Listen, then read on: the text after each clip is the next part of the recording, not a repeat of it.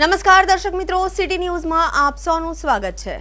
સમાચારોની શરૂઆત કરતા પહેલા એક નજર આજના મુખ્ય સમાચારો પર। ગોઈમા ગામમાં મીંઢોળી ફળિયામાં રોડ નહીં તો વોટ નહીંના બેનરો લાગ્યા।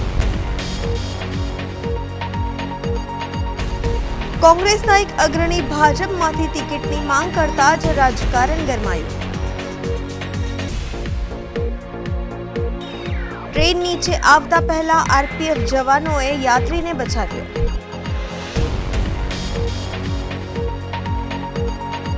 शहरना मुख्य मार्ग पर जाम्यु आखलाओनु युद्ध।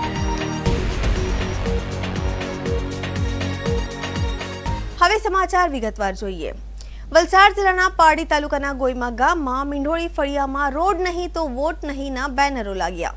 વલસાડ જિલ્લાના પારડી તાલુકાના ગોઈમા ગામમાં મીંઢોળી ફળિયામાં રોડ નહીં તો વોટ નહીંના બેનરો લાગ્યા છે। બેનરો સાથે આખું ફળિયું વિરોધમાં ઉતર્યું છે। દર વખતે ચૂંટણીમાં નેતાઓ આવે છે અને આશ્વાસન આપે છે અને જીત્યા પછી મોઢું પણ બતાવતા નથી। ગ્રામજનોનો આક્ષેપ છે કે છેલ્લા અઢી દાયકાથી તેઓ પાકા રસ્તા માટે વળખા મારી રહ્યા છે। રોડ નહીં તો વોટ નહીં પારડીના ગોઈમા ગામે નેતાઓને બતાવ્યો પરચો। તંત્ર હવે જાગશે ખરું કે પછી ફરી એકવાર આશ્વાસન આપીને મામલો થાળે પાડવામાં આવશે? જોવાનું એ રહેશે કે આ જન આક્રોશની અસર આગામી ચૂંટણીમાં પરિણામો પર કેટલી પડે છે। લગભગ 25 વર્ષથી છે, રોડ બન્યો જ નથી। લગાતાર અરજી કરી અમે લોકોએ, તો પણ આ રસ્તાનો કોઈ નિકાલ કર્યો નહીં મળે આટલા વર્ષથી। શું તકલીફ પડે? અરે બહુ બધી તકલીફ, ચોમાસામાં તો આનાથી વધારે તકલીફ પડે। શું લાગે છે રોડ ન બનવાનું કારણ શું લાગે?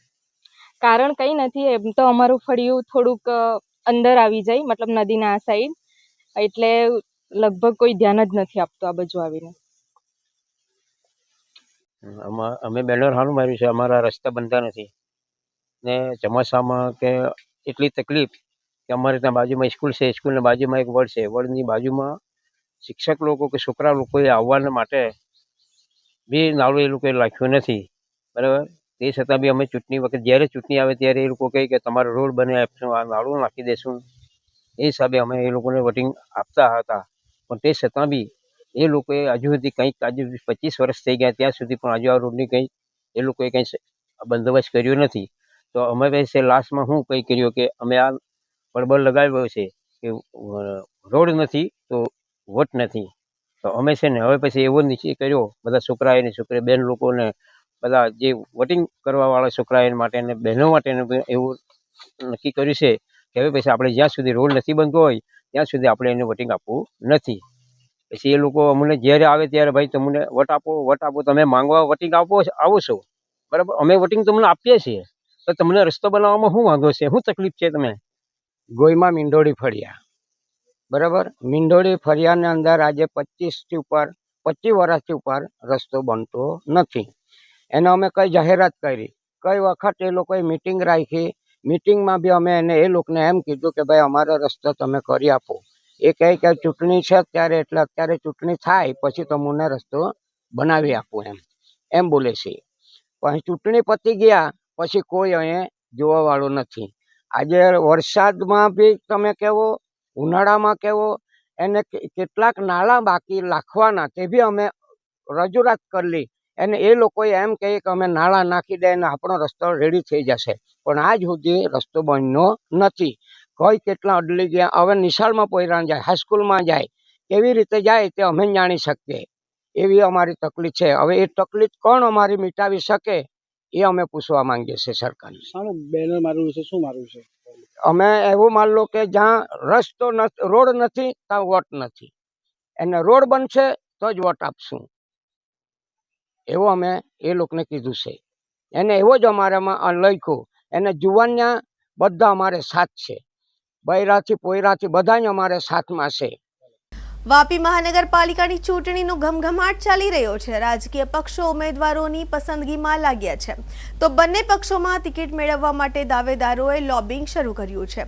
એવા સમયે વાપી મહાનગરપાલિકાના વોર્ડ નંબર 4માં કોંગ્રેસના એક અગ્રણી ભાજપમાંથી ટિકિટની માંગ કરતા રાજકારણ ગરમાયું છે।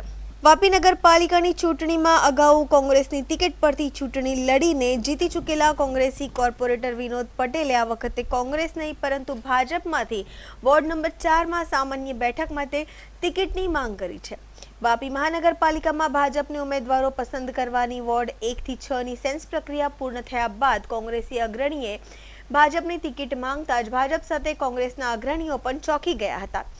ગઈ વખતે વાપી નગરપાલિકા પર ભાજપ પ્રચંડ બહુમતીથી સત્તા પર આવ્યું હતું, જો કે વોર્ડ નંબર 4માં ભાજપે હારનો સામનો કરવો પડ્યો હતો. આ વખતે પણ વોર્ડ નંબર 4માં બંને પક્ષો વચ્ચે કાંટાની ટક્કર થાય તેવી શક્યતા હતી, જો કે હવે વોર્ડ નંબર 4ના કોંગ્રેસ અગ્રણી વિનોદ પટેલે આ વખતે ભાજપમાંથી ટિકિટની માંગણી કરતા ભાજપમાં આંતરિક રાજકારણ ગરમાયું છે અને વોર્ડ નંબર 4માં ભાજપના જે અગ્રણીઓએ ટિકિટ માંગી છે તેઓ પણ ચોંકી ગયા છે. તો કોંગ્રેસ માટે મજબૂત ગણાતા વોર્ડ નંબર 4માં પાર્ટીના મજબૂત અગ્રણી આ વખતે કેસરિયા છાવણીમાં જઈ આ વખતે ભાજપની છાવણીમાંથી ટિકિટની માંગ કરતા જ કોંગ્રેસનું પણ આંતરિક રાજકારણ ગરમાયું છે. ત્યારે ટિકિટ માટે કડક ક્રાઇટેરિયા બનાવતી ભાજપ શું હવે આ વખતે પોતાના જૂના જોગીઓને પડતા મૂકીને કોંગ્રેસમાંથી આવેલા વિનોદ પટેલને ટિકિટ આપે છે કે કેમ, તેના પર સૌની નજર મંડાયેલી છે. જો કે અત્યારે તો ભાજપમાંથી ટિકિટ માંગનાર કોંગ્રેસના અગ્રણી વિનોદ પટેલ પોતાના વિસ્તારના વિકાસ માટે ભાજપની ટિકિટ માંગી હોવાનું જણાવી રહ્યા છે. રાજકીય કારકિર્દીમાં અમે જૂના કોંગ્રેસી છે ને અત્યાર સુધી ક્યાં વોટ જીતતા આવતા હતા અને હવે શું આપણે નિર્ણય લીધો? અમે કોંગ્રેસમાં જીતીને પણ અમારે જે ગામ લોકો માટે કામ કરવાના વિકાસના કઈ કામ થતા નહીં હતા મેજોરિટી પ્રમાણે, એ જ પ્રમાણે અમને ભાજપની વિકાસધારા સારી લાગી એટલે અમે ભાજપમાં જોડાયા. અગાઉ કેટલી ચૂંટણી લડી ચૂક્યા છો અને પછી આપના પરિવારના કેટલા ચૂંટણી લડી? આગળ અમે 3 ચૂંટણી લડી ચૂક્યા છે. એમાં 2 વાર અમારા પરિવારનો વિજય થયો, 1 વાર અમારે 150 મતે હાર સ્વીકારવા પડી. અચાનક ટિકિટ માંગવાનું ભાજપમાંથી કારણ? ના, તો ટિકિટ માંગવાનું કારણ તો એ જ કે કોંગ્રેસમાં પણ અમે જીતીને અમારા જે ગામના કામ થવા જોઈએ ડેવલપમેન્ટના એ કંઈ થતા નહીં હતા, એ જ પ્રમાણે પછી અમે ભાજપમાં ટિકિટ માંગણી કરી. ભાજપની ટિકિટની સેન્સ પૂરી થયા પછી આપે ટિકિટ માંગી, કોઈ આપણે કાંઈ વાયદો થયેલો છે પાર્ટી તરફથી? ના, પાર્ટી તરફથી ટિકિટ આપીશું એવું વાત મળી હતી, એ જ પ્રમાણે ગ્રીન સિગ્નલ મળ્યું એટલે પછી અમે તેમાં. સમાચારોમાં સમય છે નાનકડા વિરામનો. વિરામ બાદ આપ જોઈ શકશો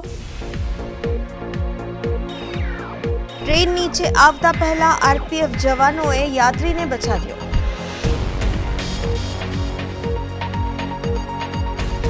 શહેરના મુખ્ય માર્ગ પર જામ્યું આખલાઓનું યુદ્ધ.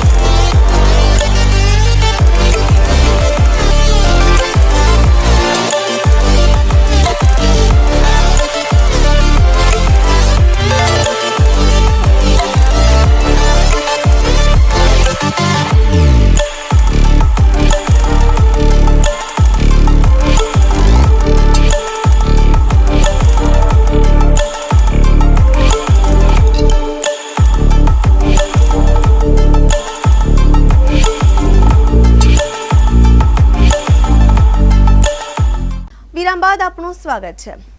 આરપીએફના જવાનો બન્યા દેવદૂત. વાપી રેલવે સ્ટેશનની ઘટના. ચાલતી ટ્રેનમાંથી એક યાત્રી ઉતરવા જતા નીચે પટકાયો. ટ્રેન નીચે આવતા પહેલા જ આરપીએફ જવાનોએ યાત્રીને બચાવ્યો. આરપીએફના જવાનો બન્યા દેવદૂત. વાપી રેલવે સ્ટેશનની ઘટના. ચાલતી ટ્રેનમાંથી એક યાત્રી ઉતરવા જતા નીચે પટકાયો. ટ્રેન નીચે આવતા પહેલા આરપીએફ જવાનોએ યાત્રીને બચાવ્યો. સમગ્ર ઘટના સીસીટીવી કેમેરામાં કેદ થઈ છે. લક્ષ્મણલાલ નામનો યાત્રી અમદાવાદ તરફ જવા મેંગલુરુ જંકશન સુરત ટ્રેનમાં સવાર થયો હતો. જોકે ટ્રેન અન્ય જગ્યાએ જતી હોવાથી ચાલતી ટ્રેનમાંથી યાત્રીએ નીચે ઉતરવા પ્રયાસ કર્યા હતા. ચાલતી ટ્રેનમાંથી નીચે ઉતરતા પટકાતા બની ઘટના. ફરજ પરના આરપીએફ જવાનોએ મહેશકુમાર અને સુરેશ કસવાની તરફ તત્પરતાથી યાત્રીનો જીવ બચાવ્યો. વલસાડ જિલ્લામાં પણ ભાજપ દ્વારા પાર્ટીની સ્થાપના દિવસની ઉજવણી કરવામાં આવી હતી. ત્યારે સ્થાનિક સ્વરાજની ચૂંટણીના માહોલમાં પાર્ટીના સ્થાપના દિવસની ઉજવણીને લઈ ભાજપ કાર્યકર્તાઓ અને અગ્રણીઓમાં ઉત્સાહનો માહોલ હતો. ઔદ્યોગિક નગરી વાપીમાં ભાજપ દ્વારા જિલ્લા કક્ષાના સ્થાપના દિવસની ઉજવણીનું આયોજન કરવામાં આવ્યું હતું, જેમાં રાજ્યના નાના અને શહેરી વિકાસ મંત્રી કનુભાઈ દેસાઈ, વલસાડ જિલ્લા ભાજપ પ્રમુખ હેમંતભાઈ કંસારા સહિત વલસાડ જિલ્લા ભાજપના અગ્રણીઓએ અને કાર્યકર્તાઓ મોટી સંખ્યામાં ઉપસ્થિત રહ્યા હતા. મહત્વપૂર્ણ છે કે વલસાડ જિલ્લામાં અત્યારે જિલ્લા પંચાયતની સાથે 6 તાલુકા પંચાયતો, ઉમરગામ નગરપાલિકા અને મહાનગરપાલિકાની ચૂંટણી યોજાઈ રહી છે. આથી ચૂંટણીના માહોલમાં યોજાયેલી આ પાર્ટીના સ્થાપના દિવસમાં મોટી સંખ્યામાં કાર્યકર્તાઓ ઉત્સાહભેર જોડાયા હતા. આ પ્રસંગે નાણામંત્રી અને ભાજપના અગ્રણીઓ ભાજપના સ્થાપના દિવસ નિમિત્તે પાર્ટીના સ્થાપનાથી લઈ અત્યાર સુધીના ઇતિહાસ અને પ્રગતિની ગાથા વર્ણવી કાર્યકર્તાઓને માર્ગદર્શન આપ્યું હતું અને આગામી સ્થાનિક સ્વરાજની ચૂંટણીમાં પૂરી તાકાતથી પાર્ટીના ઉમેદવારોને જીતાડવા મહેનત કરવા માટે પણ આહ્વાન કરવામાં આવ્યું હતું. મહત્વપૂર્ણ છે કે વિશ્વમાં અત્યારે યુદ્ધનો માહોલ છે. એવા સમય પણ ભારતીય જનતા પાર્ટીના શાસન હેઠળ ભારતમાં સ્થિરતા અને શાંતિ છે. આથી રાજ્યના નાણામંત્રીએ પણ પાર્ટીના કાર્યકર્તાઓને સ્થાપના દિવસની શુભકામનાઓ પાઠવી હતી અને વડાપ્રધાન નરેન્દ્ર મોદીના શાસનકાળની સિદ્ધિઓને વર્ણવી હતી.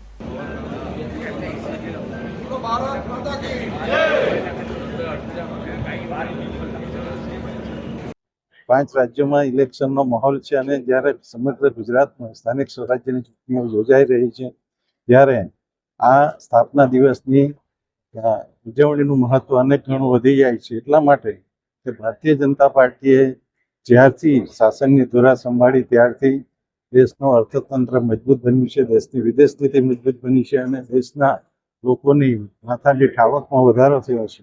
અને સાથે સાથે આ સમય દરમિયાન જ્યારે ઇઝરાયલ, ઈરાન અને અમેરિકા વચ્ચે યુદ્ધ ચાલી રહ્યું છે ત્યારે કોઈ પણ જીવ જરૂરી વસ્તુનો ભાવ, પછી ગેસ હોય કે પેટ્રોલ હોય કે ડીઝલ હોય, એમાં વધારો નથી થયો.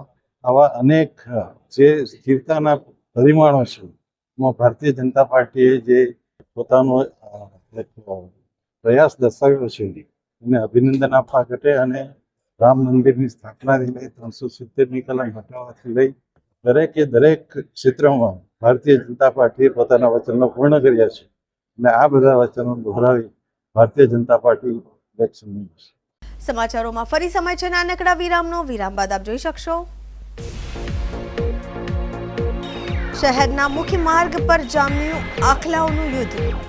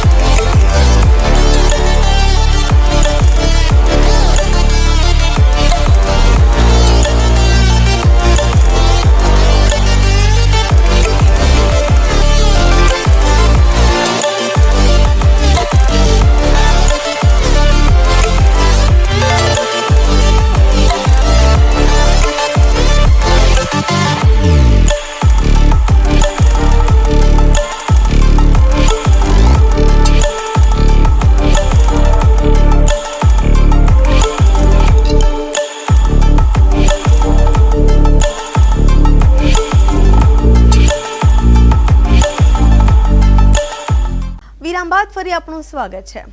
વલસાડમાં શહેરના મુખ્ય માર્ગ પર જામ્યું આખલાઓનું યુદ્ધ। શહેરના તિથલ રોડ પર બે આખલાઓના યુદ્ધથી અફરાતફરીનો માહોલ સર્જાયો।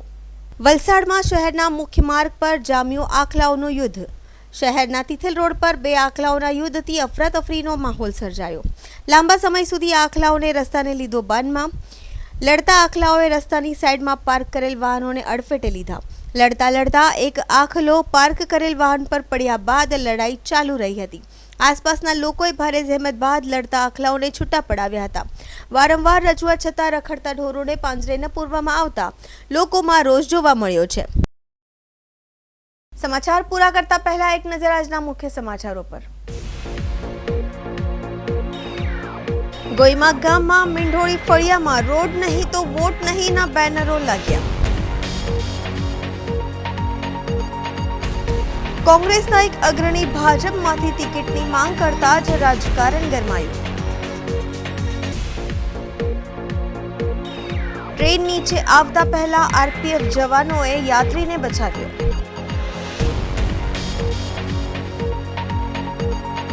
શહેરના મુખ્ય માર્ગ પર જામ્યું આખલાઓનું યુદ્ધ।